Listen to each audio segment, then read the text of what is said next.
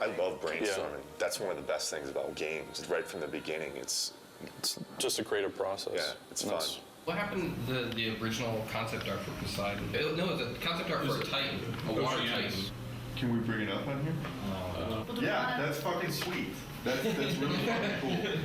He's even got the tentacles. Whatever we come up with, it's like, hey, that would be cool if we could, and we just make it form out of water, whatever it might be. A lot of talented people were sitting in that room figuring out, oh, this would be cool, this would be neat, throwing out all these ideas out, doing our best to trying to live up to the God of War 1 and 2 standards, which are insane. Really high.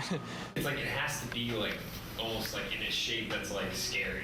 I agree with that. When you pull the camera out, what do you see? And if it is like he's turned into like a huge squid and she's all tied up or something like that. But as you're like fucking flea size and as you're running around, you see a big part of this. Well, what do you think about maybe that whatever that thing is? It's a lot of different things. It's everybody, it's not just one person that comes to the table and has, okay, here's the perfect idea. It's everybody rifting together. Just like the idea that Poseidon swells up with water and just becomes semi-translucent and you can see all his veins and stuff. And so that way you're actually hitting flesh. Going off of sort of like Will's idea and a combination of the things that we talked about is his skin is basically like a jellyfish. On the inside of his body, he has all the bones. He has actually a bone structure. That way we have a creature that, looks like it has some meat to it, made out of the ocean. So I think like going off of what you were talking about, where it's like maybe you've got like reef and seaweed and stuff like that, we could probably make it look like water's running through that stuff. I would hope that we at least all kind of get on the same page. At the end of the day today, it's like, yeah, this is kind of somewhat direction we're going to go. Maybe it starts off and a wave crashes up, and after you see like this far shot or something of a wave kind of overtaking Kratos and Gaia on the side of the mountain or something like that, you're freaking out. I was like, you're probably freaking out right now because of the cinematics. And then afterwards, guys, like, something's fucked up right now, I can't move. And then Kratos has to go out and find out what that thing is, and he runs into this one thing. It's like, what the fuck is this thing? And it's obviously connected to something else. And then he finds the other thing later on. And at the end, there's this big reveal, and it's like, blah, and this is what this whole thing was that you were fighting it the whole time. I think that's cool pacing, because there's always a question in the player's head while they're proceeding. It's like, I don't know what the fuck this thing is. When they first approached me to work on Poseidon, they told me it's going to be the very first big boss fight. Poseidon, if you remember from God of War 2, he looks more like just like a human god form. But in this game, he jumps down from Olympus into the ocean, and then he emerges out as a big water creature. This is my first sketch I did for Poseidon after doing a bunch of research on exactly what Poseidon is, the god of the ocean, the god of horses. So I thought to incorporate this design of a creature, of him being made of water and the actual waves kind of looking like horses. And then this is another one along the same veins, having a lot of horses, so just kind of going wacky. Another sketch I did was this one where I incorporated multiple Poseidon's heads throughout the design, showing that he's in control of this water tentacle.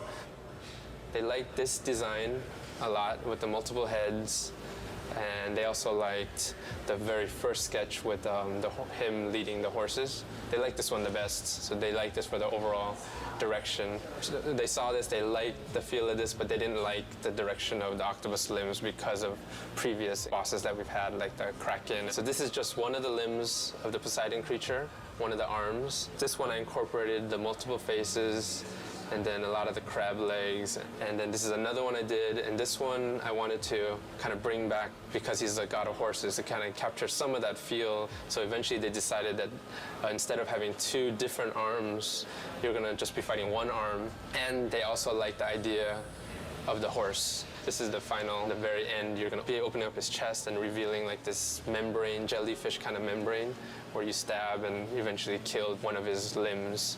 It's later going to be revealed to you that the whole time you've been only fighting one of his limbs right here. It's going to be a really cool, big moment in the game. Turnarounds are looking pretty nice. Today I'm going to be having an art review.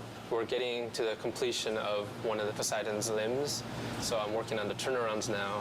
Get the animators up here and make sure that those limbs, the front limbs, are not too long for him. Like, he'd have to raise it up so high. To get you right below, he'd have to be like basically have his arms way up like this and be going down like that, and that's probably gonna look a little silly.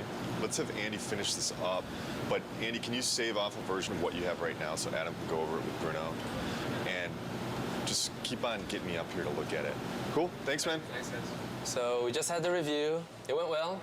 They liked the direction, and I think a lot of it because before this is the view they've always seen, but they've never seen the front view. So for them to be able to see the front view and to see how the shape, the silhouette actually makes a trident shape, they really like that idea. I just have to finish this up. I'll probably finish it up today, and it'll be given to the modelers from there. First time I heard about Poseidon creature was 6 months or so ago, and I heard we're gonna have a few of these huge Titan battles. This was the initial concept that was given to us. Things have changed proportionally for it to work right on screen, but it generally has the same feel. I still have a lot of sculpting left on this guy. It's a lot of this is just like the first pass. So right now I have more just the overall feel of it. Here's Kratos. He's pretty small compared to this guy. So I brought him in here just so I could have an idea of how big he's gonna be. So when it comes to details, how high res this character has to be. So you can see him, he's tiny. I just want you guys to go over and check it out before I start making all the rocks for his face, So Yeah, I think it's good. Can we make sure that we're getting like some of this smaller detail like spread out over him as well? Okay. Can I see the scales on the back? Oh yeah. It's really fucking cool. Poseidon looks to be challenging for every department because it's so complicated. When I first saw the concept, really, I kind of looked at it and was like, what the hell are you guys doing? But that's pretty much what I say every time I see one of these crazy concepts anyway. You just go to your desk and beat your head against the table and figure out how the hell you're going to pull it off. Poseidon definitely falls into that class of one of those kind of surprises that I know is coming down the pipe. A lot of water, and that's kind of one of my worries because making good water is hard. We have to start off God of War 3 with a bang, and that's Poseidon. And Poseidon's going to be a water creature, so we have to make water look good on that character. I started doing some research on how we can make a character feel as if he's basically a waterfall, if there's water running down him. And I spent a couple hours and I've put together the model that's behind me on the screen here. We basically want to try to prove the technology that we can make a model look like it has water running down it. So we don't have the Poseidon model built yet, but we have Zeus. Poseidon is Zeus's brother. They'll probably have similar type proportions. So he was a good test. This is a shader that I put together. It's pretty crazy with all these different connections. There's several different neural maps that are scrolling on top of each other. This probably took me 3 hours to set up the shader on top of an existing model. So where I want to take this now is I'm going to give it to the effects department, and I want to see like chunkier spraying water kind of coming down off of him. And then basically any area where water hits the surface, we just want to get little particle spray coming off to, just give this thing more of a volume, more water volume. When I started on it, we had already established what Poseidon was going to look like, what the creatures that you're going to be fighting was going to look like, what Gaia was going to look like. We had the Gaia model. The Poseidon creature model was still in the process of being built. One of the quick things that's very surprising to the player, I guess, will be that right there is how big Kratos is. And that's Gaia. And this will be the initial fight combat tutorial. At that point, Gaia will change her animation and she'll start climbing on the mountain differently to allow the player to be able to walk down her arm. And the Poseidon intro will happen. The player will continue along after that. She'll be in a different pose. He'll walk over here, he'll do just a little jump, come down here, fight some more enemies, and then he'll walk up to here, and this is where the Poseidon horse creature encounter happens. So this is the first thing the player will see when he loads up the game. We're trying to frame her hand and show that she's climbing up Mount Olympus, which is just roughed out right here. And then we also want to find a way of getting her head in the shot and having her head bob around and sway. After the player works his way down Gaia, This will be the first big encounter that he experiences. The Poseidon creature will burst out, knock Gaia's hand back. He'll have to fight it. We're concerned with the player experiencing this new creature that he has no clue as to what it is. And the first thing he's doing is fighting it in a way that he doesn't feel comfortable. This is the first Poseidon creature encounter, and this right here is the first CS move kill for it, where he snaps its jaw. And at this point, the creature pulls away through Gaia's arm. Kratos attaches to him, and then as the creature's falling, he jumps off. He'll transition onto Mount Olympus. The Poseidon encounter is very much like you're riding the Colossus from God of War 2, and you're fighting the Hydras on top of the Colossus. It's kind of incorporating all of those elements that worked really well in the previous God of Wars, but also raising the bar because it's even more epic than could ever withstand before. This is what I was delivered, the thing you encounter within 5 minutes of starting the game. This is essentially a rough version of the model. It's a pretty good start. It's got all the features like this stretchy tail, which is pretty cool. Even has stretchy neck, which lets me do some crazy stuff with it. Since this creature is supposed to be made essentially out of water, he needs to be fluid and flexible. Then he's got this trident section back here. He uses that to maybe discharge lightning at the player or, do something very Poseidon-esque. This is the scene with Gaia and the tentacle creature and Kratos. And you may ask, where is Kratos? Well, he's in here somewhere. He's this little tiny dude right here. There's Kratos. I see him. So you can imagine trying to get the camera in here in the right place is kind of a challenging task. Plus, the floor is Gaia, and Gaia's moving around, so adds a lot of complexity just to the elements of trying to get everybody lined up. You encounter this beast multiple times, so you fight him first and you wound him and he retracts away and escapes, and then you come back and then he's on another point in Gaia. And then finally, you realize that wasn't even the monster, that was just a small piece of the monster.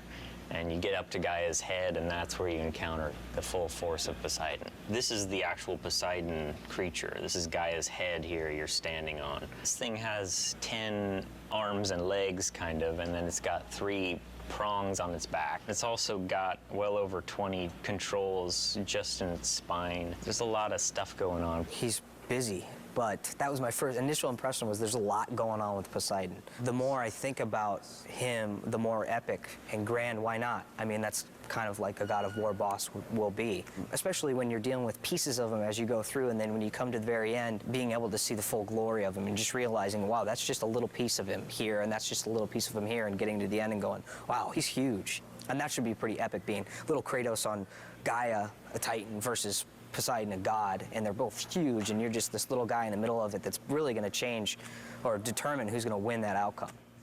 Michael and I have been working on the Poseidon boss battle for a couple months now, and we've been working through the progression for the whole fight, working with Justin as well on the level design side. We're trying to get the whole layout so we have a bare bones skeleton of how things progress. It goes back and forth to have an interesting pace to the beginning of the game.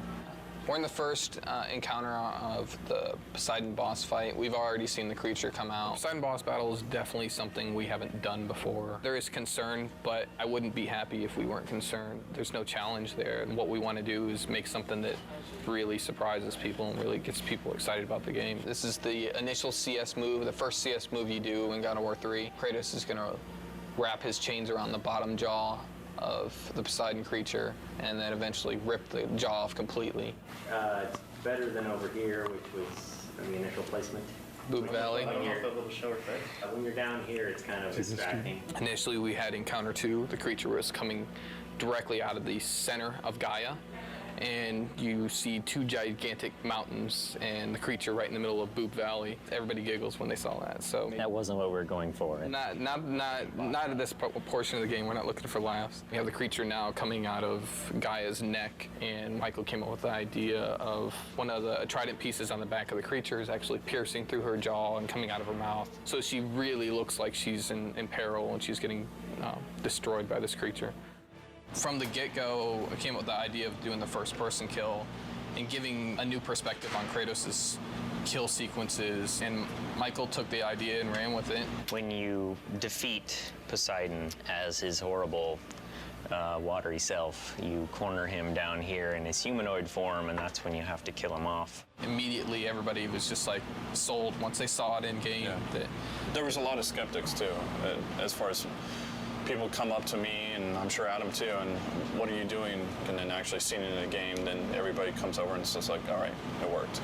Kratos is not so good at making friends, but he's good at killing people. this boss battle has to end with a big, big finisher. And our final kill is where we're testing out these new CS moves of first-person kills. So minigame inputs right now are in a third-person camera, and then when you succeed, you get to see the impact of Kratos' attacks and see how Poseidon feels as he's getting completely torn up. He just screams really loud and then bites his ear. It's more of a nibble than a bite. So last time we checked him out, it was just the grayscale high-res ZBrush version, and I believe the low poly version as well. So since then, we've messed with water technology stuff, trying to make it look more like water's flowing through him. Help from like our art director, Ken, and other people trying to make the water look good. Generally though, water's pretty hard to do. It's just a combination of normal maps that scroll, like we take UVs and have them scroll, as well as parallax maps, which add the distortion, which makes it feel like it's a little deeper. After we do all the fights, get it designed, and seeing what you really see and what you really don't. And then we might have to adjust stuff from there, you know? Poseidon is doing well right now. We've been working on it for I don't know how many months, but where we are right now is every part of the boss fight and every part of the level has a first pass right now. It's in, it's functioning. I could hand you a controller and you can play through it. Tuning-wise, it might be too hard. The animations might be placeholder, but it's there. And we have people internally play testing it. So there's people who around here have picked up the controller, played it, and been like, oh, wow, this sucks, or this is awesome. And then we keep tuning it and playing around with it to that. We have meetings every week now, so we constantly see how much there is to do. And I mean, it's close as far as gameplay-wise. It's all there. But doing stuff on the Titans is proven to be very challenging. So things that would usually take 5 minutes take 2 hours. All things considered, all the crazy shit we're doing in there, we've had to make hardly any, if any, concessions, which is pretty amazing because the scope of this thing is just huge. This is when we finally get the reveal of Poseidon in his big, giant, epic form. So you find out that these creatures you're fighting are just part of this one, basically the ocean pulled up to Mount Olympus. Oh, Poseidon's broken. There you go. That's how you know it's in development. In development. And the water's supposed to be moving here and all that. He's got no arms. He's got no arms. You know, we have to polish this. We have to make this robust and bug-free, which that's the really scary part. But it's getting there. When we first saw Poseidon, we were visiting the studio in Santa Monica and working with Stig, and it just blew us away that the whole screen was filled with this boss. I don't think there's ever been a boss as big as this boss. We're actually right in the midst of scoring it with Mike Regan, and it's going to be huge. We're going to pull out all the stops, 20 brass players, 53 string players, massive amounts of percussion. So we're really going to try to create a kind of a cinematic unfolding experience for that whole first gigantic boss fight. I hope that they're just blown away by just something they'd never seen before in a game, and to me, that's my ultimate goal when I'm making games, is like hopefully to make something that people haven't experienced, and that makes your game really stick out. The moment that I really got to play through that Poseidon level at the beginning of the game, and you remember how excited I was, like really kind of like when we first got the assets together and like we could sit down and play the things. And you could see, like, with the polish and everything, how amazing it was going to be. And that's it for me right there.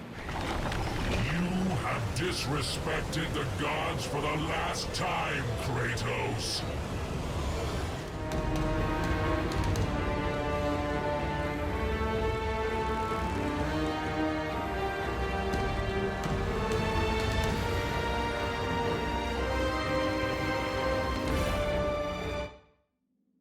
The programmer's role in the game is to help make everything a reality. We make tools that allow the designers and artists to actually make the game. If the designers want to do something or the artists want to do something, if they're smart, they'll consult us and ask, can we do this? And often we'll say no, and then they'll say we want to do it, and then we'll have to do it. You give it to them, they give it to you, say what's wrong, then you give it back to them a little bit different, and then they say no, no, no. Designers are pretty modest in their requirements. Designers are artists. They want the world. The biggest challenge we face for this round of the game is content. The amount of content we need to put into a PS3 game is just order of magnitude bigger than we had to put into a PS2 game. And to drive that content around the studio, we just face, massive challenges. We've got a little line emitter here, and it's got these particles, and it squirts them out to the right. And they get to a certain age, and they die.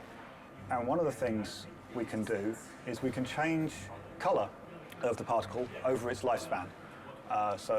Starting from bottom to top, these particles start off blue, then go green, then turn red. Now, if I was an artist, I'd make them go like orange to black to whatever to express the effect that they want to. For me, I'm a programmer, so the nice, simple programmer graphics, nice, bright, solid, simple colors so that I can see when things go wrong. If I run this within Maya, then it runs the tool code that I wrote, which is this stuff, to display on the dev kit.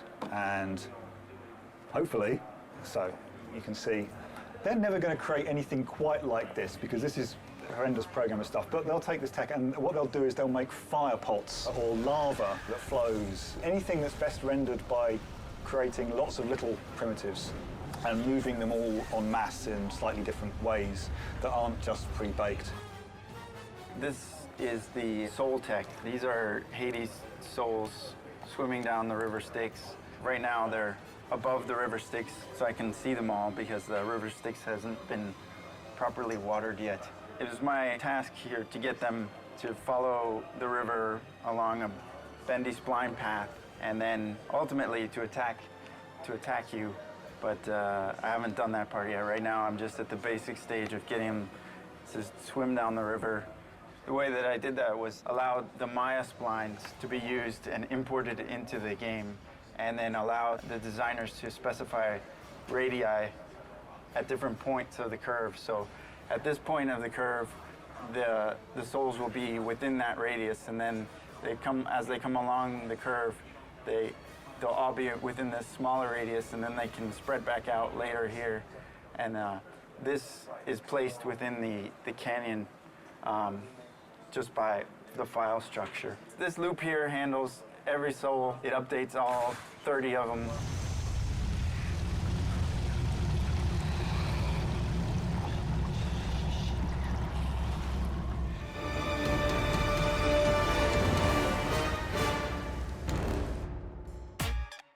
QA stands for quality assurance, and what we do is we play through the game all day and find out the bugs that are going in the game and report them to all the different various production leads and creative leads around the office and make sure that everything gets fixed and there's not any big issues with the game when it ships.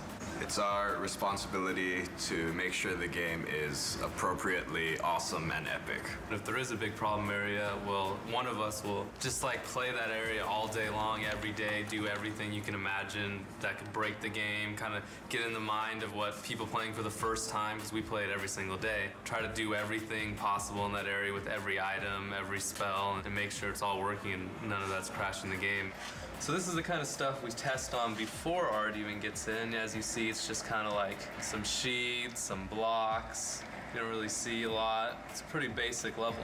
So you might see a level go from something like this, when it actually gets its art in, it looks a lot different. The spikes look a lot better, the walls have much more designs, you have the wood in the background, and it goes from designer sheet to something more pretty like this. And this tells you what level we're currently in. The red one is the one you're in, the blue one is the one that you're going to, the one that's loading in, and the white one is the one that you came from. It's very easy when you're writing up a bug to tell them which area it's happening in.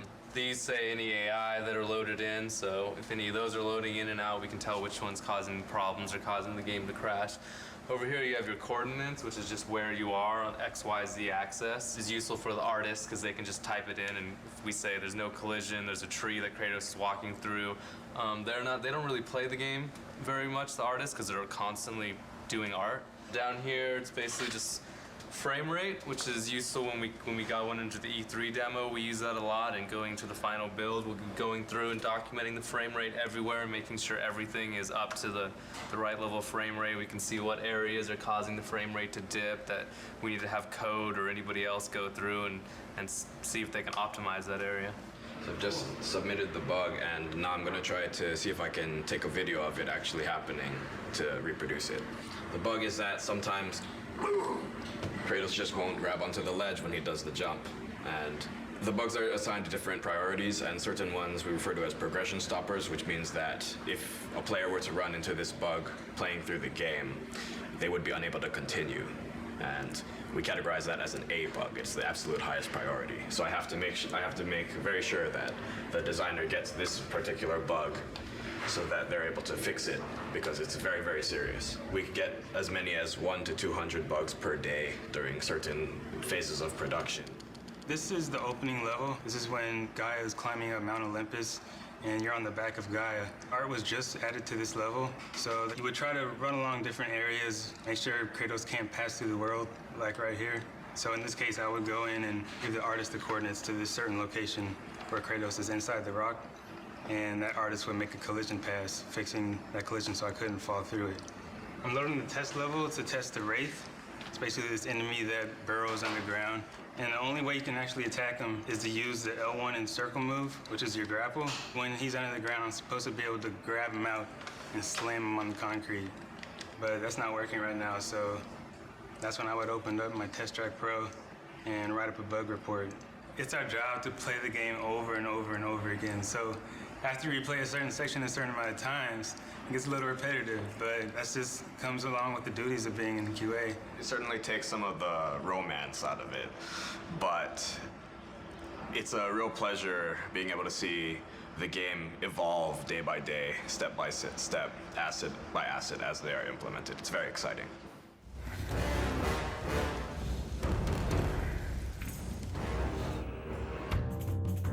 We're not quite artists.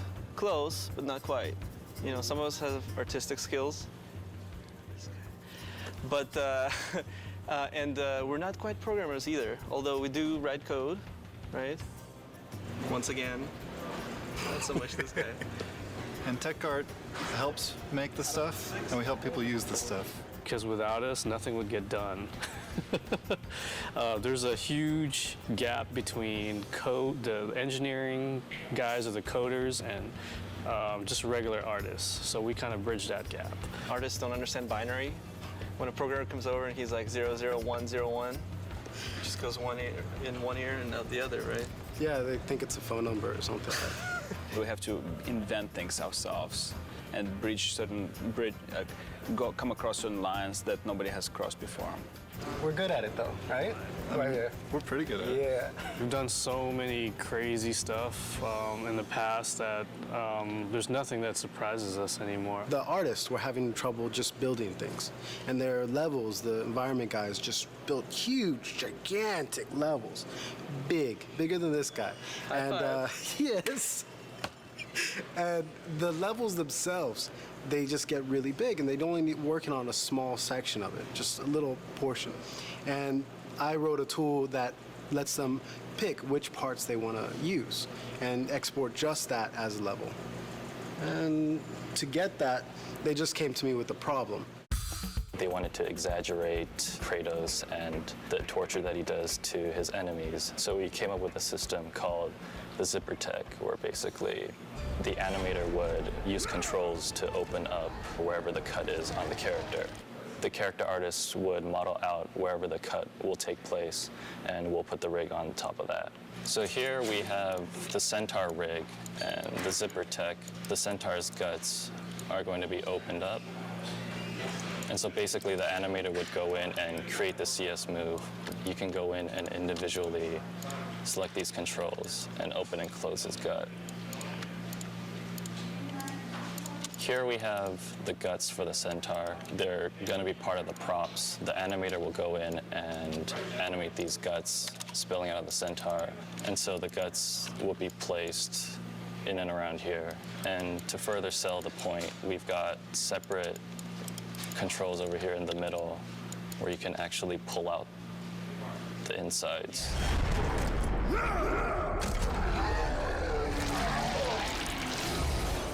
From God of War 2 to God of War 3, we've used dynamic simulation more and more to do more secondary animations on the characters, whereas before on the previous games, the hair would be stiff or the cloth would be stiff. They would be kind of modeled into the creatures. Now we're actually adding motion to those pieces, so you will see hair kind of moving, you'll see cloth kind of moving. Towards the end of the previous game, I, in collaboration with Jason Minters, had created this dynamic system that uses the Maya hair system to drive a series of joints. So as you can see, each of the snakes on her head are independently moving. The animator did not have to into pose all of these animations, but they have control over the physics so that they can get it to get into a pose that they want, but still when the character moves around, you'll see how the snakes will flow backwards when she goes forwards. It responds to movement, so it improves a lot of the workflow for the animators. It's pretty rewarding to see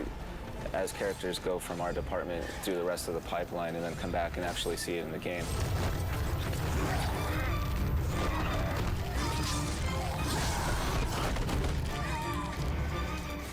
So what I received here is a model of Kratos. What I'm doing is adding the wrinkle in his facial expressions. It's being driven by the actual joints in his skeleton. So as you can see, as I lower the joints, his wrinkles go away, and just like a real human, as the joints move up, the wrinkles start to show up on his face. That's some of the new technology that we're putting into the characters and Kratos. Here I have another example. If I lower his shoulder, you can see veins start popping out and striations start popping out on his shoulder. So not only are we putting this technology into his face, but it's also going to be in his body. In the beginning, Yuri kind of got a little freaked out when he got the project because, it was one of those things where it was like, okay, you need to work on this thing, this crazy tail rig that will do everything that we need to get done in this game. There's 4 of us on the team, and we all kind of took a stab at it. And, it was kind of an iterative thing, but Yuri definitely solved the problem. What we see here is the battle between Kratos and Medusa's trying to constrict Kratos. The idea the rig can do dependent and independent motions. You can rotate one section at a time. I can move one control at a time. So now, for example, here, I'm affecting this part of the rig, and I'm also affecting controls that are right next to it. Things are stretching, and things stay in place or not. I think the key to it is that it's, for an animator, it's very easy to use. We can use it on many types of different creatures, tails, ropes, hair. In God of War 2, there was a creature Kraken, and that thing had huge tentacles. And Matty, he was lead animator and game lead animator back then. He animated it, and he complained a lot. And after he saw this rig, and after he saw what guys were doing with Medusa, every time I walk by him, he just thanks me for making this thing.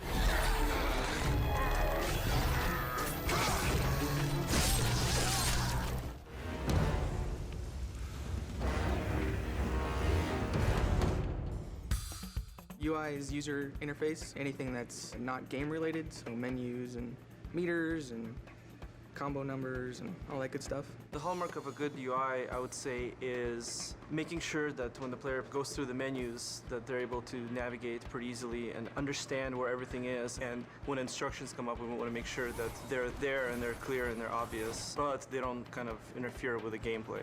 This is what we refer to as the shell. It's the kind of like the intro to the game. Currently, it's our alpha version, so it's somewhat simple, but basically we have a skybox in the background. You can see the clouds animating. This is the real Kratos model. We're actually calling an animation to the character. So when you choose a new game, you get a sub-menu, and you can choose if you want to play an easy, normal, or hard. Very hard is locked out in the beginning. So you can see that when I choose a game, you'll see like the camera pan into Kratos' face, and then a video starts up. So all of that has to be hand-coded. So this is the basis of the Pandora's box, the menu system that we have in-game. So it's a full 3D model, and then I get that into the UI. and do everything that needs to be done to make it work. So tag it with all the tags it needs, text elements, things like that. So all these kind of proxy quads we have in here all represent a line of text that shows up in the game. We pretty much start off on this demon face side, and we zoom up real close to frame it so that it's kind of more 2D looking. This would be the power-up menu. So you go to this menu and you upgrade your weapons, and you're able to kind of zoom into the models and rotate them around. At least that's what we're hoping. So we won't make it for alpha, but we're gonna shoot for beta. You can swap between menus by hitting R1 and L1, and that rotates the camera around the box to another side, and then we frame another side of the box and put information for like the items menu. So this is the items menu. Top of the box is the status screen, so that's how many kills you have and all that good stuff. And then we push through into the box to get to the moves list. And then it goes in kind of like this cycle, so you can cycle through all of these menus in order. So pretty much what you're seeing here is the Pandora's box, and then from here you go, you swap to other screens, and we have all these kind of cool little animations going on. And eventually inside of these screens there'll be much more ancillary animations and things going on. This time around, for God of War 3 anyways, we completely switched our system up.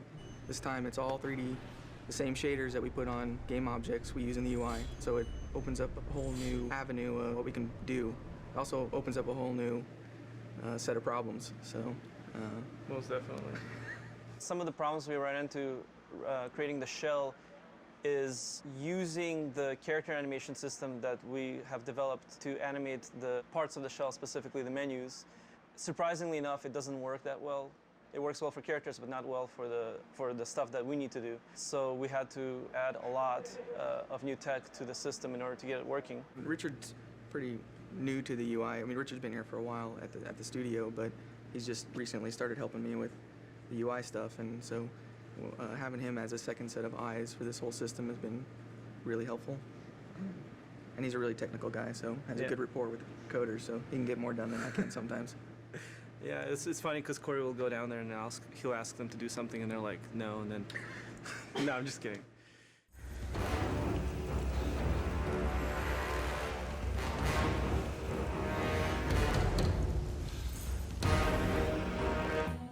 We're kind of the bridge between the ideas that Stig and the designers come up with and different 3D departments. We help visualize it on paper, painting it up, drawing it up in 2D, and then they take that and actually make the assets for the game. You have to come up with cool design with limited time. The design also has to make sense to the art director, game director, the lead artist. So it's definitely fun, but it's stressful. What's usually given to us is a quick description and then sometimes a write-up on whatever that creature or character has to do, their function in game, and there's always sort of a highlight on special abilities or things that we need to focus on. There's only 4 concept artists here. We all sit together, so we do get to see what we're doing. I feel like I should know a lot more about Greek mythology by now. I should have my PhD degree or something. But still, a lot of times, I just sort of make up a lot of things, and it's still a lot of fun. Right now, as you could see on my monitor, working on Pandora's Cage. This is a final concept design that was proved, and it's good to go. But to get to this point, there was a lot of sketches, a lot of color variation, a lot of input that I had to get through. We've tried maybe girls hanging together, or we tried maybe girls holding the fire torch, or we even tried the guys holding a cube, or we even tried the guys holding the torch.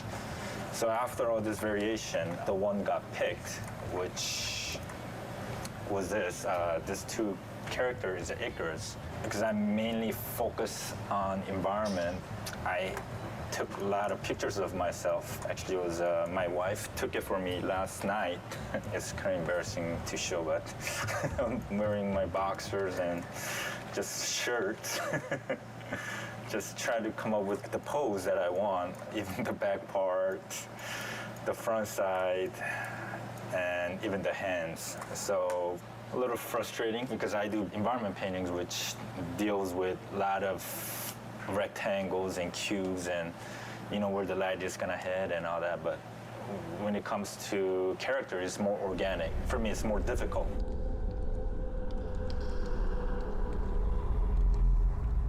is palace for the gods. These are the basic thumbnails I showed to director. Then from here, we start to bring in all these location elements where each portion of the buildings are representing different levels. It's not just figuring out the entire look of the place. I also have to figure out how each sections are connected. The actual elevation of the location and how it's connected has to be pretty accurate. Every time I do a second pass on the concept, it raises so many questions again. Feedback means change, and after that, it raises different questions, and another meeting, and feedback again, and changes. So it started with a very ambitious and very inspired task, and then slowly became a big headache. But the funny thing is, you never get to see this scale in actual game, because actual gameplay only takes place in this top section here. Like you see, it is entire concepts being drawn out from the entire mountain towards the balcony area where the most gameplays take place.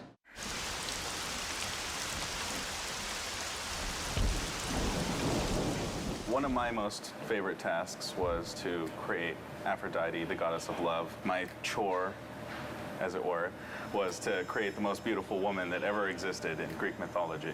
Here I've got some initial sketches. There's a lot of Greek art that involves, sort of the bare breast and things like that. So we were trying to come up with a way of framing these really feminine aspects of this character without being just vulgar. I originally had her hair always bound up, very Greek-like, but they really wanted it hanging down. This is the final three-quarter view of Aphrodite. As you can see, some of the stuff that I had originally concepted in the other pieces did stay. One of the mandates for the character was that she have a girdle made by Hephaestus. Some of the backstory is that Aphrodite was given as a wife to Hephaestus by Zeus. In original Greek mythology, she cheats on Hephaestus by bedding down with Ares, the god of war, the original god of war.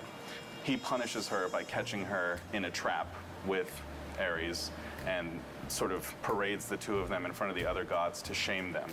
And she was ashamed. She's a naughty girl.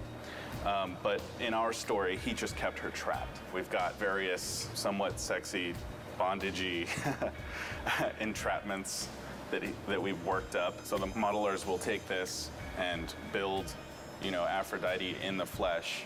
And I must say, I'm really looking forward to see what they do with it. Do you know how long it's been since a real man has come into my chambers? Those bridges outside are nearly destroyed. Zeus refuses to have that stupid mortal Daedalus stop working on his precious labyrinth to fix them.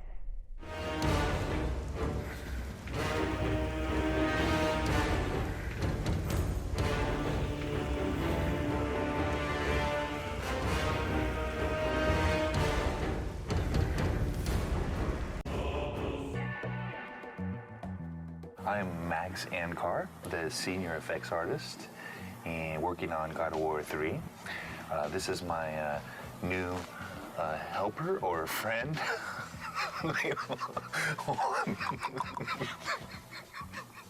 Hold on. Let's restart that. I speak in clicks. Okay, wait, hold on. Ready? This is my partner, Jesse, Cheese Whiz. That's all I can say. I'm working on God of War 3 here, making the greatest effects. Got a partner now, Jesse. He's awesome. It's gonna be great having some help on God of War 3. And yeah, cool.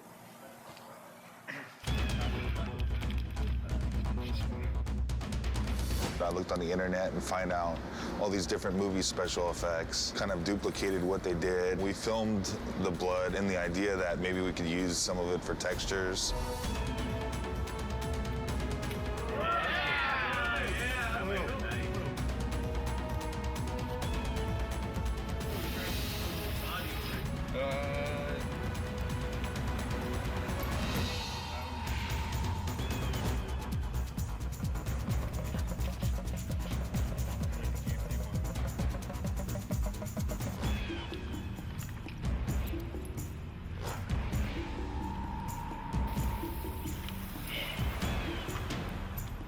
Gonna be like a spray instead of the last one just leaking out. This one should spray kind of more like an artery.